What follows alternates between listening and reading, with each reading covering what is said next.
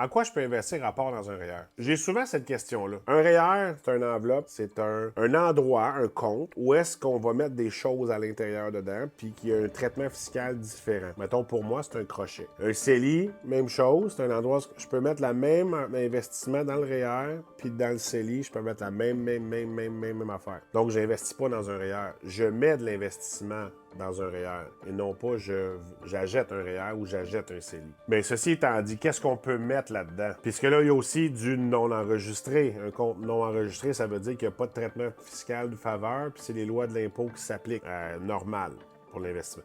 Qu'est-ce que je peux mettre? Des actions, des fonds communs de placement, des fonds distincts. Je peux mettre des FNB, je peux mettre des obligations, je peux mettre des CPG, je peux mettre des options, je peux mettre un paquet d'affaires dedans. Pour ce qui est, mettons, de la bourse et de l'investissement proprement dit. Ça, c'est une des réponses. Mais après ça, dans quoi d'autre je peux investir?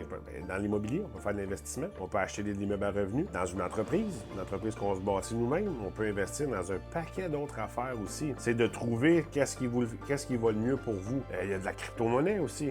Je dis pas d'investir là-dedans, là, mais c'est des choses qui existent. Il y a là plein de choses dans lesquelles on peut investir. Il faut juste le trouver. Pour ce qui est des placements boursiers, et ainsi de suite, ben ça, on fait ça nous autres à l'interne chez Planico. On peut venir vous aider. Pour ce qui est d'acheter de l'immobilier, acheter une entreprise puis y participer, pour le moment, c'est pas quelque chose qu'on fait. Chez Planico, on peut vous aider pour vos placements à proprement dit, mais pour ce qui est de l'investissement immobilier puis ainsi de suite, tout ce qu'on peut faire, c'est vous aider à calculer. Mais ultimement, c'est pas nous autres qui va chercher l'immeuble à votre place puis faire les négociations. Là. Ça, c'est pas notre partie à nous.